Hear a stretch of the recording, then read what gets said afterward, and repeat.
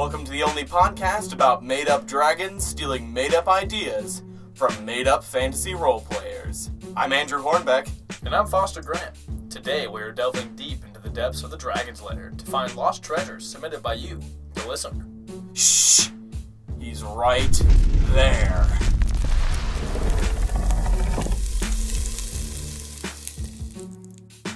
Today we'll be discussing memorable NPCs and how to make them.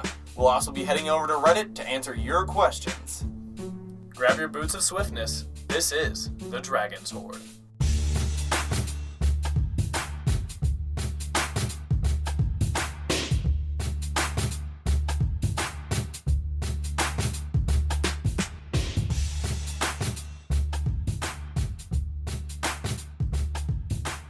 So Foster, when last we left off, Butternut whisked you away for a new adventure, and I've heard that dragon has moved his lair somewhere completely different, and you're going to have to find it so we can get those Reddit questions out.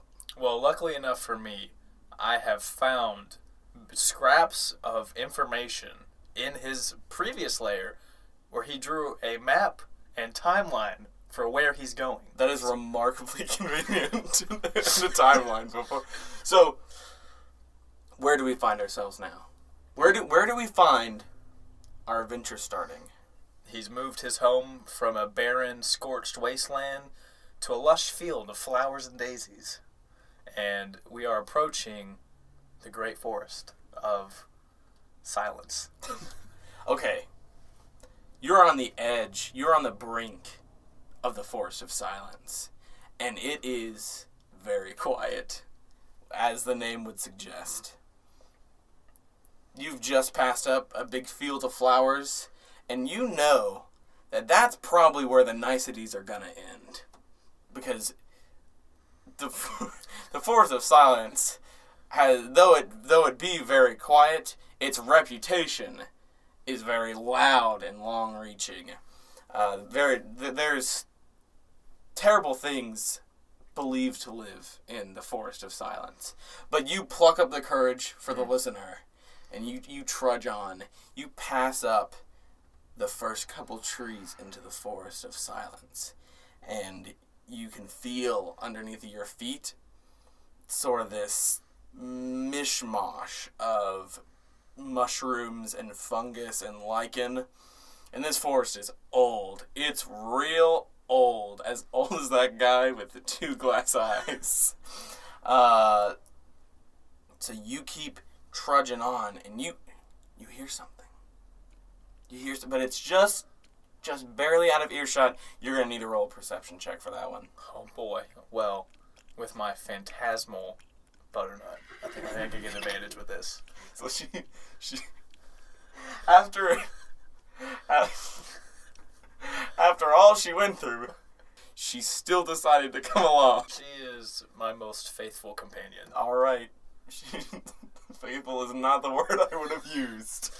Yeah, so you pull Butternut by the spectral reins, and you never made that perception check. Oh, yeah. Let's see. What do we get here?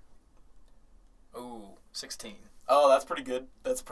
And you do hear something. It kind of sounds like wet duck's feet. Just slopping around. Just wet duck's feet. Just slap.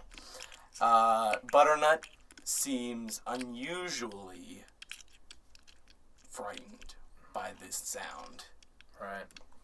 And you can see off, though the forest be thick, you can see in between some of the trees, there's this about waist-high mound of undulating goo. And it's headed your way.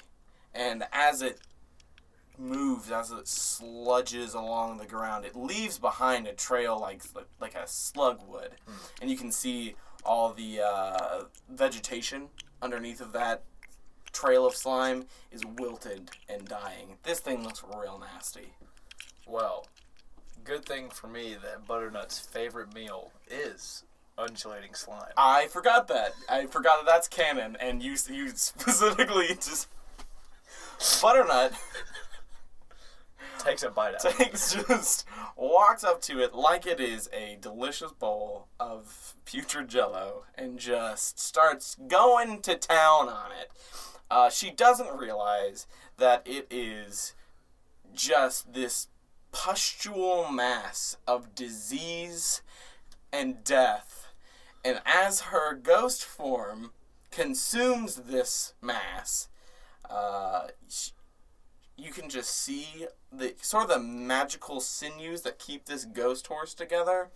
You can see them just tearing apart and like falling like flakes of old paper butternut, to the you ground.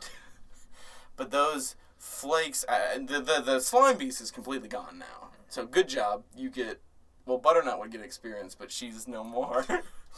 The flakes kind of fall to the ground, and there's some like partially digested goo in this pile of ghostly butternut bits that we need to. That sounds like a good cereal. Don't no one steal that. Butternut bits. In that pile of cereal, you find an old, partially digested adventurer's gauntlet. Oh man!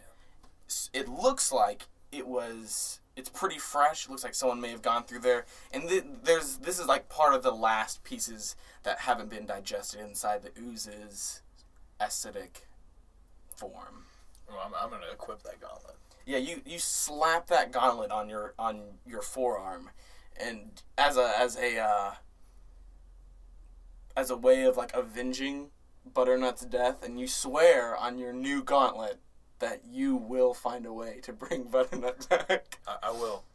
And you look it over. It's made out of cold iron. It's very heavy, but you notice on the front of it, the place that would actually block a blow, in beautiful elvish engraving, you see the question: what makes a memorable NPC? That is such a great question. Especially it's a great question to engrave. To spend all that time engraving on a gauntlet. The elves, I mean, they outdo themselves above and beyond. Yeah, it's like a yield sticky note to them. Basically, it's a dime a dozen. Like, is that 10,000 gold piece gauntlet? Yeah, let's Post-it note. Yeah, let's hang it up. Gotta go get eggs. God, always get eggs at the fantasy Kroger. Always. Well, I think definitely, coming from a point of view of a player, the DM, they might have this great character in mind that they want you to bump into, but if you don't interact with them the way they're expecting, they're just an average NPC. So I think a lot of the times, players will just find random NPCs that they find funny or they just do something to that turn into the most memorable ones. It's all about, like, your players just kind of, having fun and messing around with someone in a village or something like that. It creates a memorable player or a memorable NPC to come back to. Mm-hmm. Is there any particular... This is going to start to sound like a dating show. Is there any particular like qualities that you feel like you find in your favorite NPCs that you've encountered in game? Is there any... Like, they like long walks on the beach. Well, definitely long walks on the beach. And they gotta love scorched earth. Yeah, scorched earth. You do have dealings with scorched earth a lot. No, I think it's just the NPCs who maybe your DM throws a little bit of extra flavor text on them, might kind of draw the characters to them. But honestly, just NPCs who, the ones that interact with the characters, and like sometimes characters like an NPC who kind of shows off in front of them, and then the character wants to go and show up, like one up them. Mm-hmm. So NPCs who kind of like have that kind of edginess to them, like whether you got a group and like say your rogue is walking through and tries to lift a coin purse off somebody, then maybe an NPC comes by and lifts their coin purse. You know, it's like kind of that one-uppy scale of finding NPCs who can like push the buttons on your characters. Yeah, that can be good and bad. I found that NPCs, a lot of the times good NPCs, sort of mirror some of the players in a really like intimate way. So it can be as on the nose as, like you said, like a rogue pinching some money, and then another rogue NPC coming behind them and pinching their money. And that adds a level of, they look at that NPC and they see themselves in that. So that drives them to be unique in a certain way, because they don't want to feel like, I've never met a player that wanted to feel like their character could be replicated very easily. There's some characters that I've played with that have been a little bit more tame and a little bit more vanilla, but basically every single one of them has, whenever they encounter an NPC that's at least kind of similar to them, they always get this very uncanny drive to be better than that person, because they don't want to feel like they're being replaced. Right. So I guess that's sort of like job security. You want to make sure that your resume differs from somebody else's. Yeah, and definitely any kind of NPCs that might sell like weird and wacky items, characters are gonna want to, maybe envelop a little bit more of a relationship with them, or even just kind of bully them a little bit. And I think a lot of times you got to just take an NPC who maybe you've just thrown together real quick, like a shopkeep, but your NPCs do a lot of weird stuff or just funny stuff with that NPC, and then later maybe you go back and you add a little bit more flavor to the NPCs who your guys are interacting with.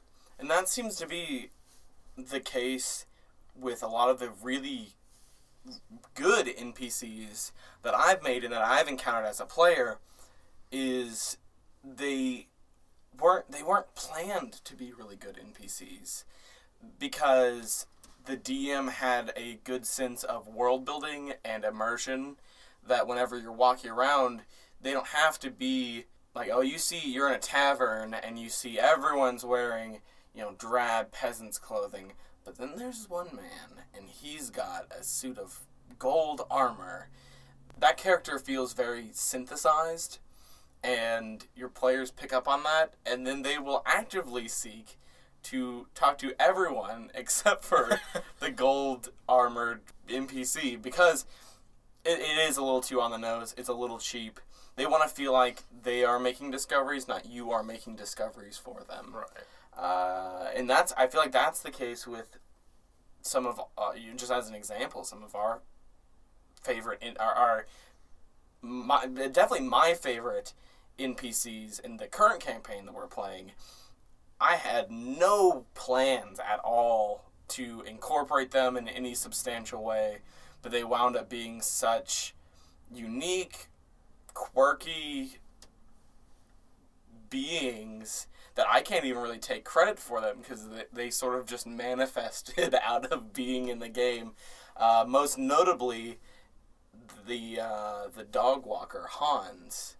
At the beginning of our campaign, our players are seeking audience with a queen, and there's sort of a line of people waiting to speak to her, and one of which I just needed some dumb person with a dumb problem so that they ignore that person because their problem is dumb, and the players have a very, very pressing issue of assassination, and he was just a dude with a bunch of dogs, because I made up on the spot that the city had a dog problem, and they wind up really just loving the guy, and he ends up becoming he is currently kind of a staple of the campaign. He shows up with his dire wolf, and he's kind of this klutzy, he's not dumb, he's naive though, but he's got like this heart of gold, and like was willing to sacrifice himself for his friends. And I just love that. And I can't take any credit for that. And he went from a peasant dog walking citizen to a knight of the Royal Guard. Yeah. He's currently the steward of canines right now, and seems like he's got some more cogs in the campaign turning that we may see here soon. But that's a great example of whenever you are making your world, whether you're using something that's pre-generated out of a published book or you are homebrewing stuff, NPCs play such a crucial part in that they need to be very carefully crafted, but they don't have to be crafted really far in advance. Just whenever they do pop up, which you're going to have some filler characters to flesh out cities and shops and taverns and stuff. Be ready with some basic archetypes and stuff that you like out of maybe a character from a favorite book or movie. And that's a lot of times what I pull inspiration from is I like the idea of the naive character who maybe isn't as skilled as the company that he makes, but his heart and his intention and his conscience sets him apart. And maybe where he lacks in physical prowess, he makes up for in like pluckiness and charisma. And also NPCs who are stubborn, or like they're in their path, and your characters maybe they come through, maybe they go through an NPC, and it's like this guy's doing him, and you're not going to change it, and he might ruffle a few feathers. In the future, if they bump into him again, they're definitely going to go talk to him. They're going to try and ruffle his feathers. It's kind of back and forth there. So I know with one NPC that we've had in our campaign was the Peter Parchment. He's doing his thing. He doesn't care like what's going on around him. He's all about this grandeur and stuff. And whether you want to talk to him about simple things or just you want to go up and talk to him about like his businesses, he's just like, oh yes, I don't want to talk to you, so I'll avoid you. He's a really like pompous businessman that has everything else on his mind other than what you want done for him. Right. He has his own agenda. Yeah.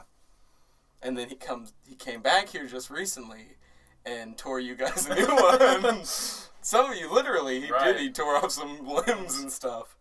And that's not this goes into villains, but I think it's also relevant for NPCs that everyone that is worth talking about, apart from the players, needs to have an agenda. Your world should be real enough that everyone in it is doing something. Whether it's really simple, like I want my farm to keep going, or I need to feed my children, or I'm a tavern wench, and I just want to earn a couple bucks, but that is still an agenda, and you can build off of that. You can build exponentially off of that. In Humble Beginnings, Peter Parchment was a character that I recycled.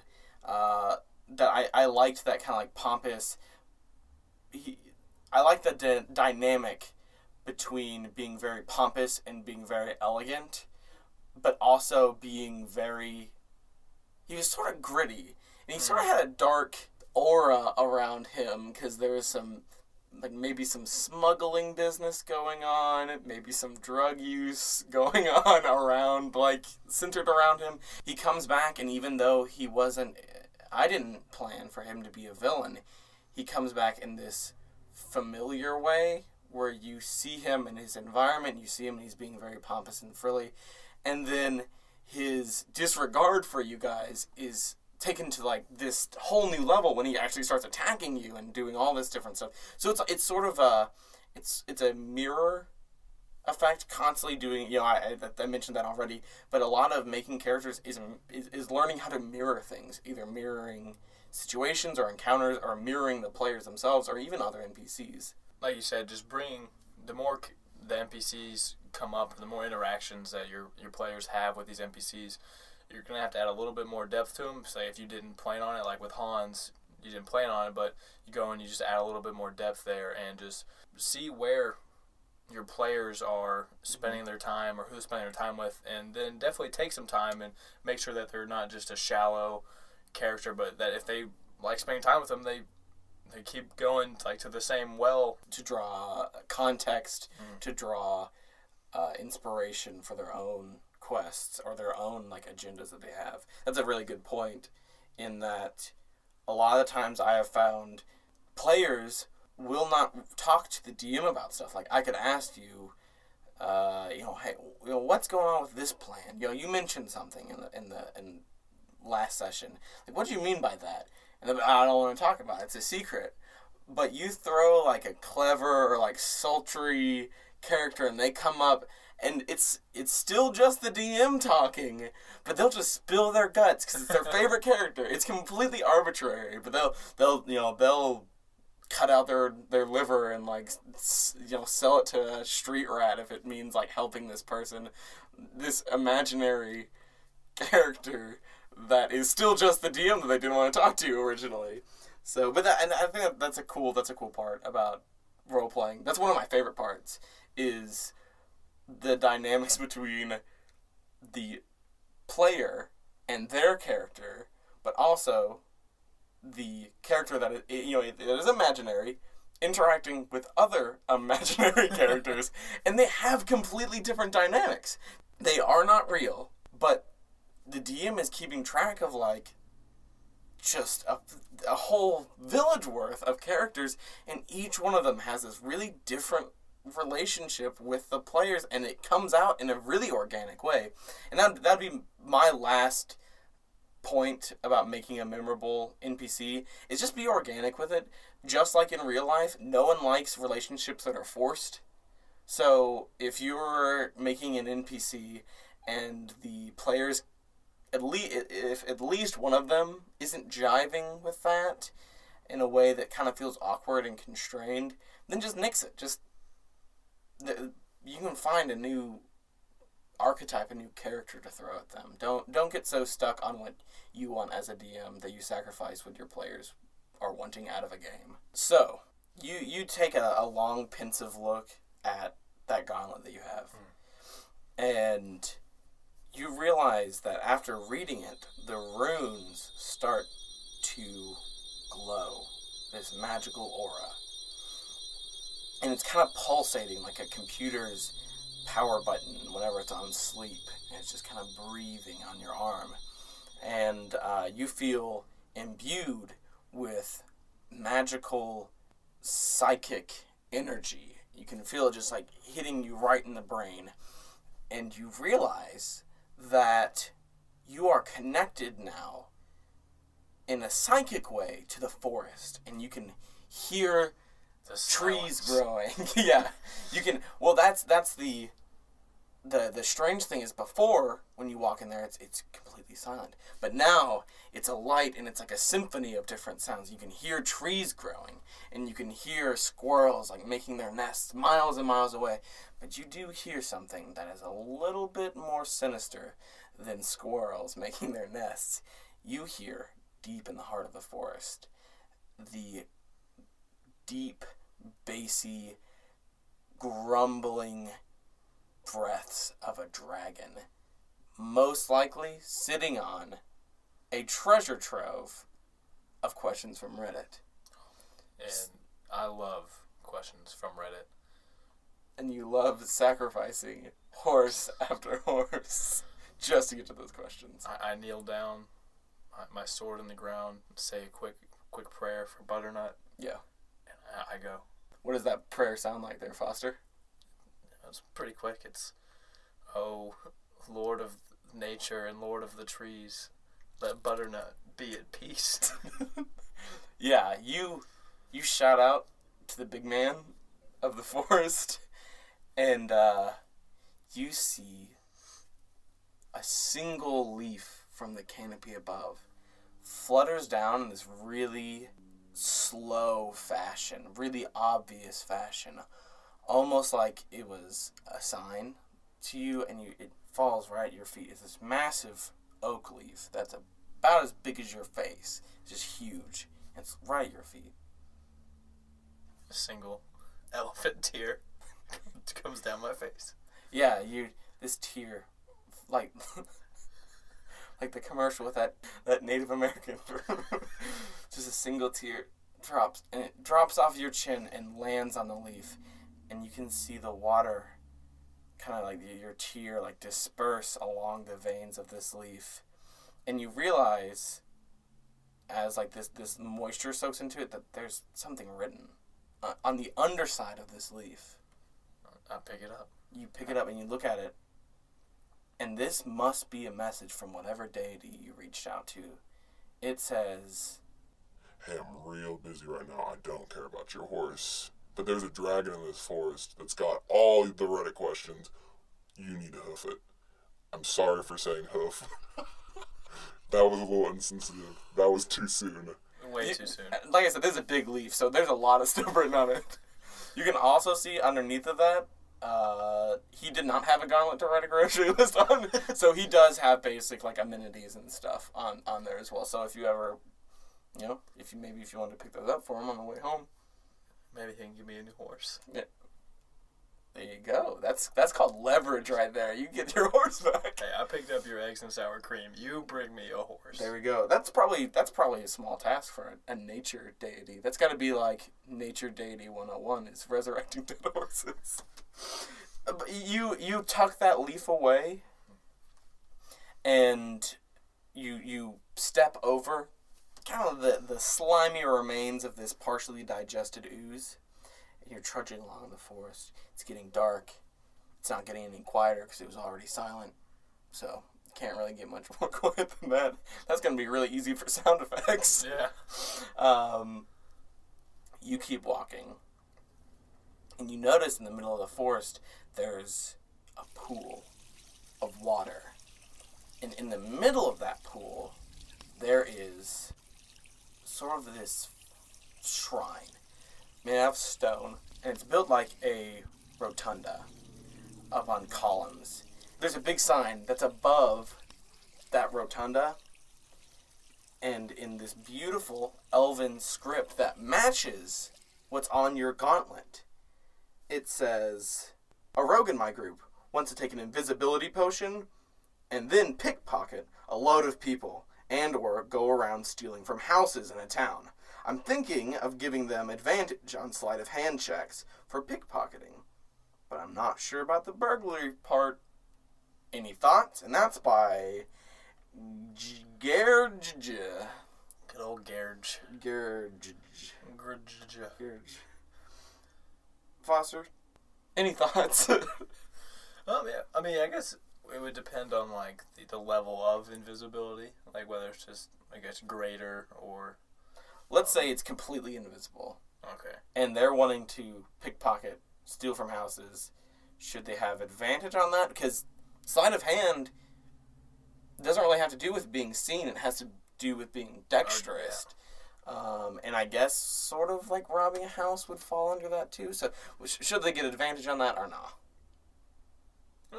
I'm thinking maybe not, because like you're saying, if it's a, if you got a wizard taking a invisibility potion, obviously it's a rogue, but if you got a wizard during a invisibility potion, it doesn't make them more dexterous. It just makes them unseen. Yeah. So, I mean, if they can pass their rolls, then obviously they can do it, but I don't think they would get advantage on that simply because they're invisible. It's, you got to reach in there, reach in the pocket without them feeling you.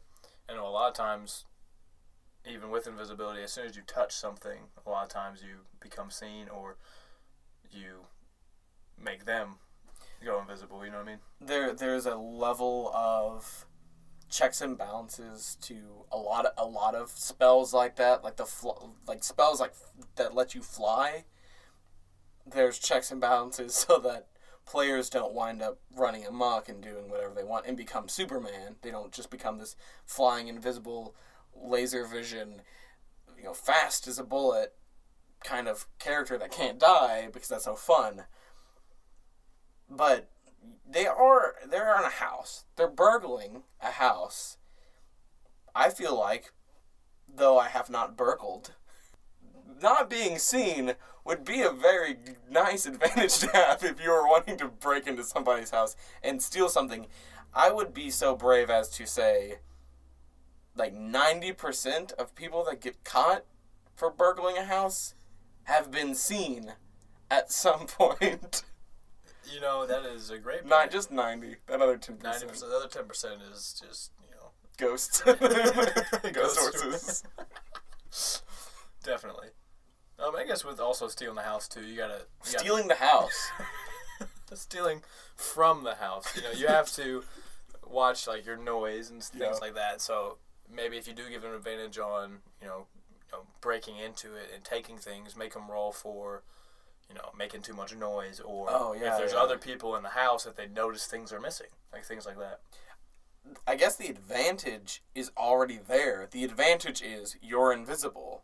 There's no sense in Like, you don't have to hide in a corner or Yeah. watch when they come around a corner, duck behind a door. You can just stand in the open. Yeah. There's no sense in mechanically giving them advantages on other things because the spell they cast is the advantage. We're going to roll back a little bit. Do you think being invisible would help stealing a whole house? Just, this is a little off topic, but if you were to steal a whole house, brick and mortar home, this isn't one of the tiny homes on TLC. This is like 3-bedroom, 2-bath. There's a living room and a Full kitchen. Full kitchen. There's a golden retriever and a white picket fence. You need to steal all of that in, I'm going to say no more than 2 goes, because after the second time, they're going to realize something's up. Well, I think when it comes to stealing an entire house, Yeah. the question out is...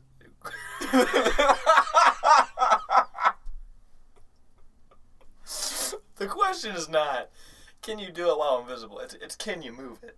You know? Like, I'm sure, like, you know, you're invisible, so you can just... But can you physically move a house if you are not invisible? That's the question I want you. If you're not Me invisible... and Gurge need to know if we are going to pull off a domestic house house robbery. Do we need to find a way to be invisible while we're doing it? Answer the question. Yes. No, if you're not invisible, there's no way you're going to do it. You're gonna fail. They're going to see you. Glad you finally came around. You're going to be part of that 90%. But if you are invisible, a whole new ballpark. Yeah. Whole new ballpark. then, for all they know, their house is just floating away into your house. And I've heard there's good money in house robbery. No, people are paying for people to build houses, but hey, you give them one small fee to just uproot a house. I'm going to take your house.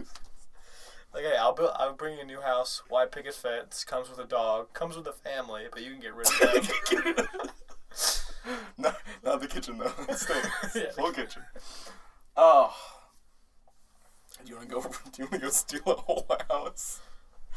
Oh, do you feel like there's any the dynamic, the situation changes if it's a restaurant? Completely. Because Okay. obviously you have to worry about, you know, customer flow. Customer flow. That's exactly what I was gonna say. I mean, no, if it's not business hours, it's yours. Like, yeah. done deal. Yeah. It's your restaurant. But, you know, with customer flow, you got employees coming in and out. You got, you know, busy streets, you know. Mhm. You can't just walk up and take a tavern. Yeah. You know, people are about to walk in the door. That would be boom, ridiculous. Tavern's gone. Yeah. Like, no. Stuff might fall over. Yeah. People might spill their drinks, think something's fishy. Yeah. Always think about drinks before you steal a house, okay, kids? Wise words from a wise man. Thanks for your help on that question. So, Gurgija, yes, please be invisible if you're going to steal a house. Just, it's the only reasonable thing to do. It's the smart thing to do. It is a smart thing to do. If you want to make it in any kind of thieves guild, and you're not stealing houses while invisible, like, what are you doing? get your stuff together, man. Yeah. After, you know, seeing, reading, and savoring that question, tucking it away, tucking that whole Taking the whole Rotund. sign. Yeah, you take the whole building with you. You are invisible while you do it. Thank God. Because, you You know, just couldn't do it. someone might have seen me. Alright, so I'm, you know, trudging forward, you know, Mhm. following the path where that slime came from. I'm guessing yeah. that he's, you know, in cahoots with Sir Dragon. Yeah. So we're following that slime trail, man. Yeah, you notice that slime trail as you get to that like lake area where the Rotund is.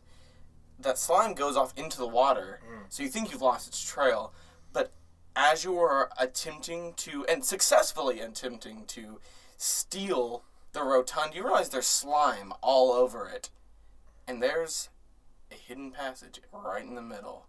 So you carefully tuck that away in your pocket. You are invisible, so you don't have to worry about the logistics of that one. And you start stepping down the stairs through this secret entrance. Oh, man. 1 step, 2 step, it gets darker, it gets louder. There's something inside of this secret grotto underneath of this lake. And it's probably not something that's too great. So you're walking down, big spiral staircase, down, down, down, into the depths of the earth. And you hear a hissing noise, and then another one.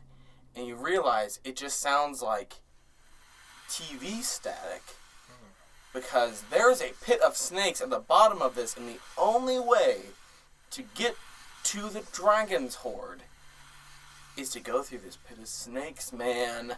Well, first thing, good thing they can't see me and just straight up attack because I am invisible. But they do have advantage on sensing houses that have been stolen. Good thing I stole a Rotund. You got me there. See, that's a lesson to learn, DMs. If you make a mistake, own up to it. You can't live in a rotunda. And players, don't steal the whole house. Just take the patio. Just the patio. If there's a gazebo, that's kind of up in the air. Maybe you can take that, maybe 50-50. not. So what are you going to do about these snakes? Because though they may not be able to see you, I guarantee they will know that you're there when you start stepping on them. I'm going to take the Rotund.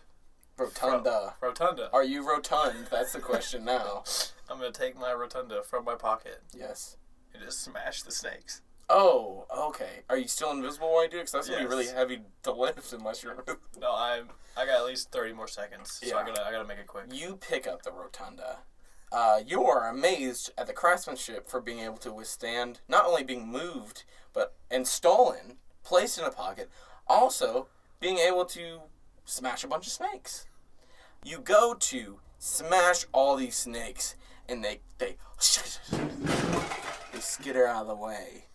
And the Rotunda lands right in the middle. And you notice the snakes have noticed your presence, having produced a Rotunda. And it looks like they're looking at you with like these sinister eyes. And their bodies are forming into the shapes of letters, into what looks like a message for you. What does that message say there, Foster? This message says, as a DM, how can you kill your PCs? Now, a little more background on this. Sauce Too Saucy asks, I mean, they're making stupid mistakes.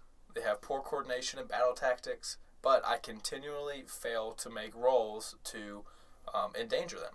Some people are saying that I'm heartless and trying to kill my PCs, but I'm trying to make them learn to make better tactics and better planning when they go into battle and not make such big mistakes. So what's a good way for me to penalize them?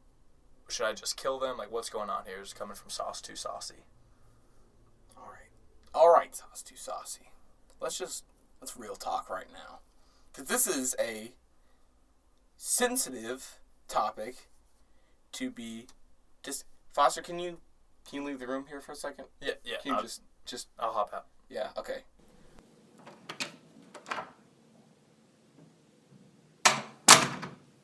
All right.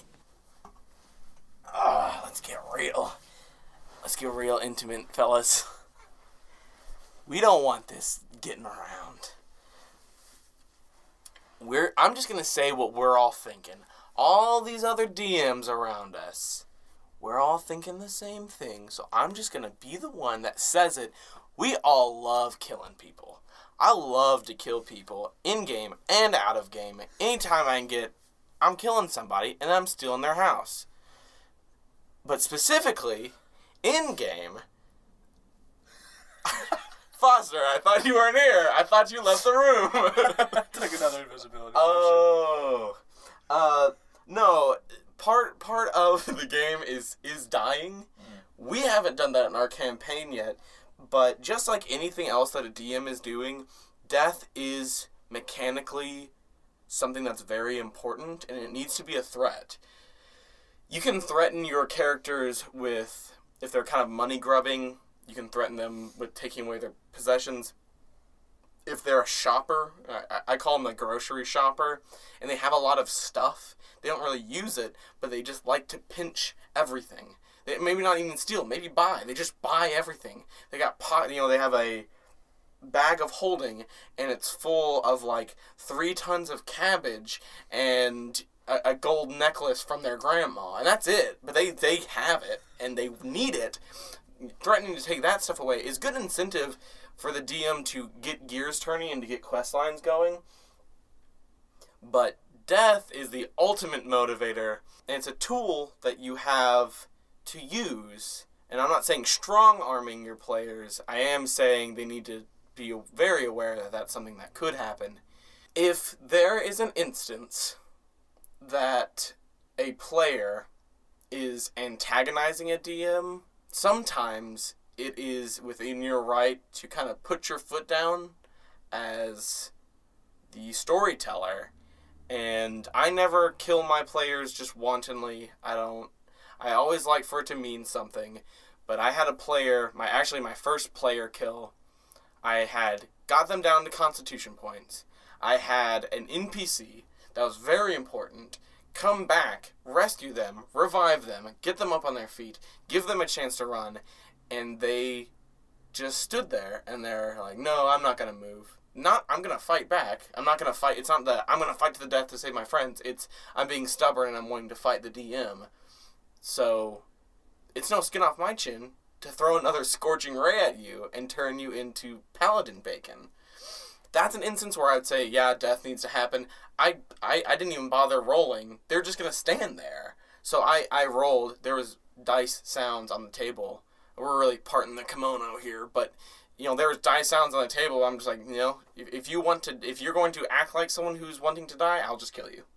And that, people say that, well, that's heartless because you want to kill your players. But that's the game. That's like playing Monopoly and not wanting to take other people's money. It's like, well, that's selfish. Well, it's a game. It's a game, and you're playing a game, and it's not real. And if you want to actually kill somebody, call me up. So, don't be afraid to kill people. Don't be afraid to hurt your players. Don't be afraid to punish your players. If they make a dumb mistake, that's on you. They'll act like it is, but ultimately, it's a game. It's half a game of chance. Another half of it is being creative and being ingenuitive. And if they are neither, then they are going to do poorly at that game. Just like if you are not good at statistics, you're not good at like ratios and probability, you're going to do bad at poker. But it's not like the dealer's going to say, well, that'd be mean if I took your money. So remind them it's a game. If something bad does happen, and that if they die and they really like that character, maybe they should have, tried to be more immersed in the action that's happening so that they could avoid those instances. Now, if you're pulling cheap shots and you're doing, traps and stuff that are unavoidable and they had they couldn't do perception to find it, or they're falling, the earth opens up and they fall into a pit and die, that's on you. You're just being a bad DM. But I find that to be actually probably the least amount of cases that I'm come across of DMs that I've played with that do stuff like that. Even bad DMs that I've played with don't do stuff like that. Now, as a DM, how do you find situations where, say, you're not expecting your players to struggle, but say the rolls just aren't there, and you got a character down to constitution points, and you're just in the back of your mind, you're just completely shocked. But it's a monster's turn. They've been targeting this character, for the whole thing. Mm-hmm. How do you, as a DM, go about, you're about to potentially, kill this character? Like, what goes through your mind at that stage? I really feel like we're seeing the man behind the curtain, and I never do this, and it's really uncomfortable. I want to make that explicitly clear. But this is for the greater good. In situations like that, I treat it just like I try to treat every situation, whether it's combat or not. I try to, one, make it immersive enough to where I can justify what normally would seem like bullying. So to answer your question directly, in a situation where a monster has brought someone down to constitution points, I'm immediately asking myself, are they attacking to kill or are they attacking for sport? Is this meant to be lethal? So if you get attacked by a bear, sometimes once you're dead or you look like you're dead, just know they're done now. The threat is neutralized. So are they looking to neutralize or are they looking to end you? if this is like final boss battle deal, they're gonna fight to kill you, and then they're gonna resurrect you to kill you again, and they're gonna. I've had villains do that before, and it's really cruel, but it thematically makes sense. So I'm asking myself about theming, where I am in my head. If there is something that's mindless, like a gelatinous cube or something like that, and a player falls into the gelatinous cube and they're being digested from the inside, it's not gonna spit them out, because that doesn't make sense for their ecology. Gelatinous cubes, they just sit and they are just a gooey stomach. That's all they do is eat. So it makes no sense for us to spit them out. So if you fall into the gelatinous cube, I'm probably not going to think twice. I'll let you try to escape. I'll let your party members try to save you. But if they don't, and they kind of botch their rolls, or you botch your rolls, you got digested by a gelatinous cube. So that's where I am. I just like in everything else, I try to say what is most immersive and what makes sense. It wouldn't make sense for a elder dragon that you've been fighting and you've got down to like 10 health left, and it's this magical celestial being that you're attacking. It doesn't make sense for it to be like, well, you know what, good game, y'all. Like, peace out. It's gonna finish the job. So that's where my head is, and that works for most situations. And with player deaths, let's say it happened near the beginning of a session. How do you treat that player for the rest of the session? I guess maybe not how do you treat that player, but do you try and wrap up the session a little quicker? Like, how do you interact with them for the rest of the session? It depends on where we are in the campaign, how long they've been playing. It's really, you have to take that case by case, because some players will get really butthurt about it. Other players they take it pretty lightly, and then it's a game. They realize that.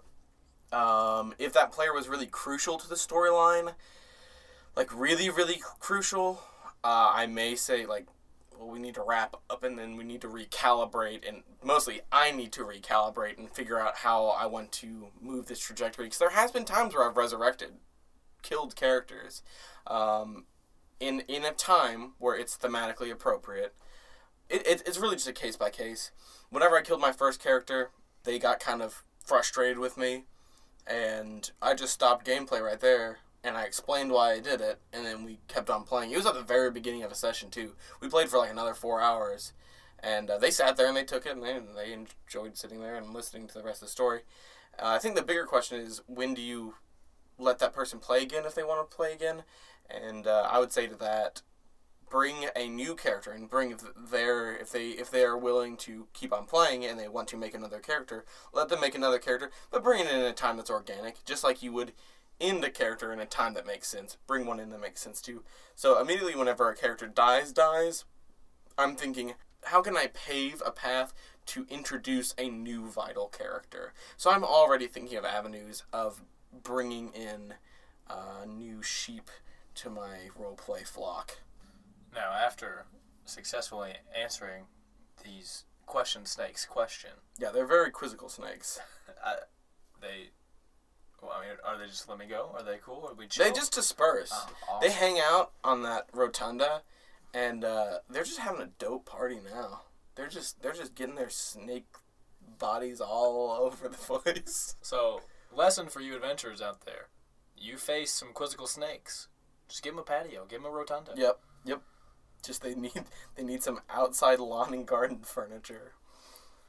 So I was about to say dispatch, but you just sort of like appease these very quizzical snakes, and they kind of part ways and go to the rotunda, and you notice that there's a shaft that goes deeper, maybe not down, but deeper kind of laterally into this subterranean vault that is underneath of this lake. And you're trudging along, and you notice that there's some lichen that's hanging along the wall, and it's glowing as you move and as you walk, and your footsteps, with every footsteps, they kind of pulse with light, like they're responding to the sound. And you make your way further and further, and the room gets brighter and brighter until it opens up into this beautiful almost spherical chamber inside of this cave. And there's this massive glowing waterfall that's feeding all of this lichen. And as the waterfall's rushing, the lichen is lighting up, and it's beautiful, and it's loud, and it's this roaring waterfall in the midst of a silent forest above. Right in the middle, right underneath of this waterfall, is a sleeping dragon. And he's sitting on top of just a mountain of questions. And, this waterfall doesn't care that it's going to get all these questions soggy. It does not care. I hate that. Soggy questions are just the worst. They are the worst, even though you did just cry. Well, I guess that wasn't a question. That was just a leaf from a deity. So, what are you going to do about that, man? It looks like the closer you get to dragon, you'd have to maybe step in this this lichen, this water that's coming down from some type of subterranean well. I flat my arms together, stretching both my back and my chest. Yes. I position both hands above my head. Yes, you do. And I close my eyes and drop and dive on in. Like a swan dive? Like a swan dive. Yeah, you jump up into the air with all the grace of a two-legged horse. The water is only about ankle deep, so I don't really see why you've done that until you splash into the water and break your neck. And as you lay there, drowning inside... Drowning paralyzed in... it's probably like 4 inches of water. One of the questions from the Dragon's Horde kind of lazily floats in front of your field of vision as it's going dark, and this water is just filling your lungs. You're getting tunnel vision. You have just enough time to read a question. This question's from the Slippery Slayer. And the Slippery Slayer asks, Oracle spells are based off charisma. Does that imply that charisma itself is intuitive knowledge and an ability? Charisma-based skills are all based on interpersonal skills and convincing people of things one way or another. But it doesn't make sense to just convince somebody that they're hit by a spell. Thanks, the Slippery Slayer, for asking that question and then getting it all wet. Well, as I slip into the abyss and the warm, actually rather cold and wet hands of death, I think about this question, and it's more of, charisma is, yes, it's about, trying to convince people of things, but it's also about, like, your feeling, your passion behind that. And I feel like that's probably where, oracles and summoners, that's where they kind of draw from. It's more of a, it's a natural part of them that they're just releasing. Not so much of, like, as a wizard is, he's book smart. He's studied the, the fundamentals of the language and how to articulate his spells and the flick of the wrist. Look at the flick of the wrist. Wizards. And they're more of, they're studied. They're prepared. So I don't think it's like, hey, I just hit you with fireball. Can you believe it? Like, no. Roll diplomacy. Roll diplomacy. I think it's more of, they're drawing from their soul. They're throwing their soul into this, Would you say that, because they asked that, the Slippery Slayer asks, is this intuitive? And what I'm guessing is what they mean by that. Is this something that, for an oracle or like a sorcerer, is this something that is spontaneous? Is this something that's always a part of them? And this is sort of off this question a little bit. But maybe, for instance, there's like a sorcerer that can cast, you mentioned fireball. Let's say fireball. It's a pretty destructive spell. let's say they're more of a pacifist. Well, charismatically, they don't really want to destroy stuff. Would you say because they are more passive, that spell should be less effective? Should they take penalties for that, or maybe some damage reduction?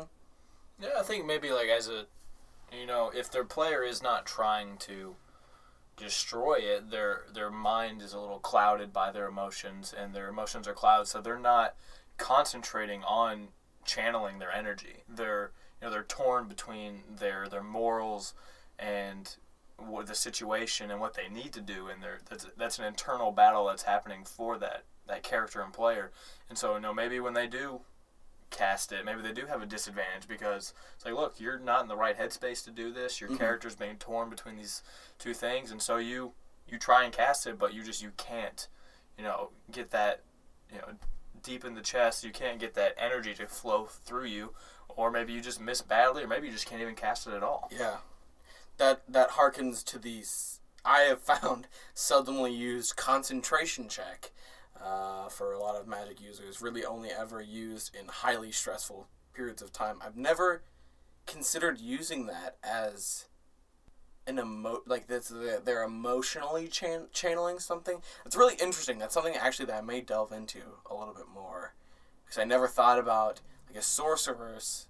She pulls her magical pool from her charisma.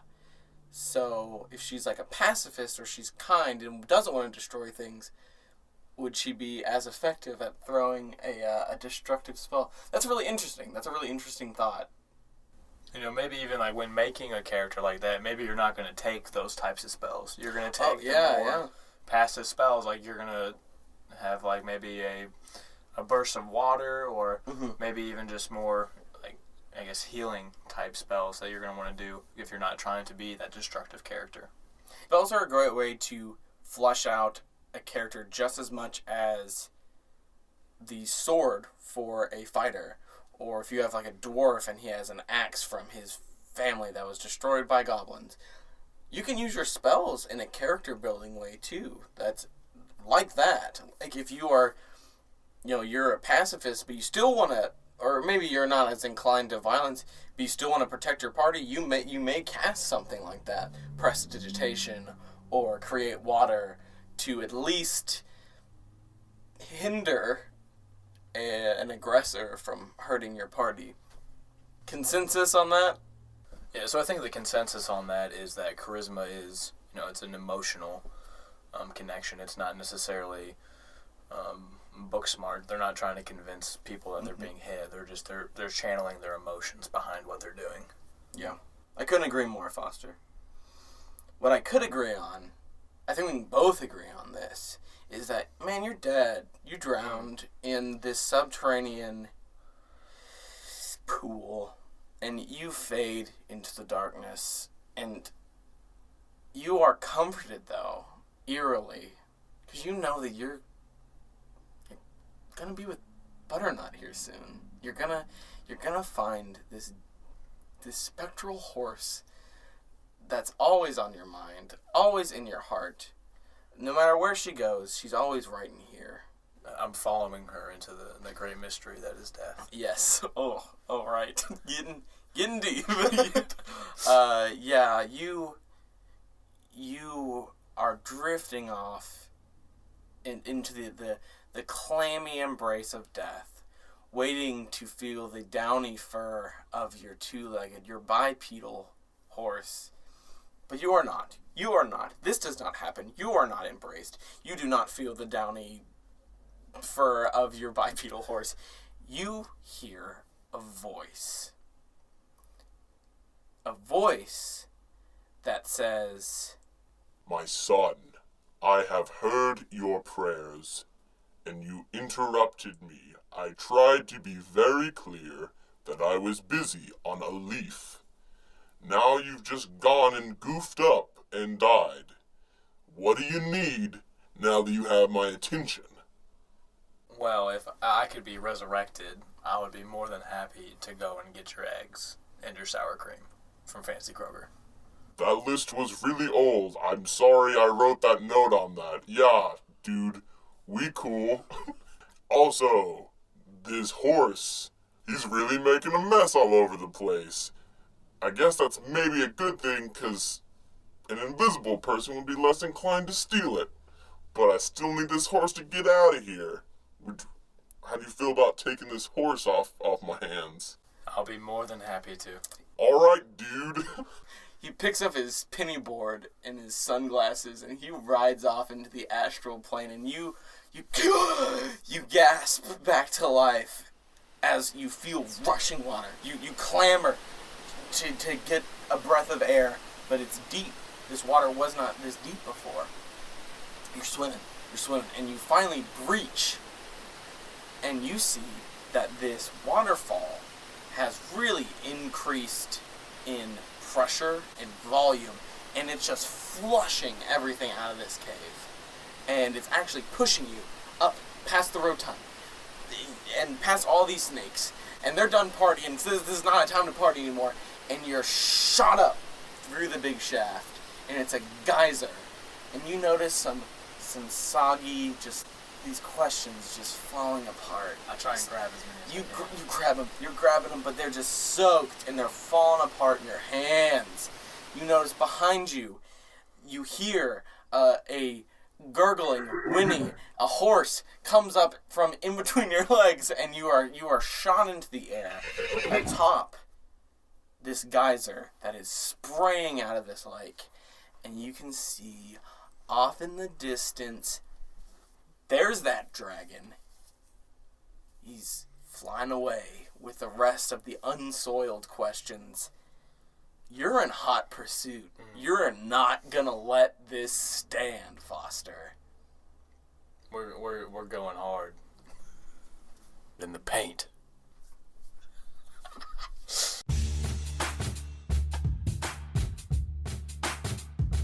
Thanks again for listening to the Dragon's Horde podcast.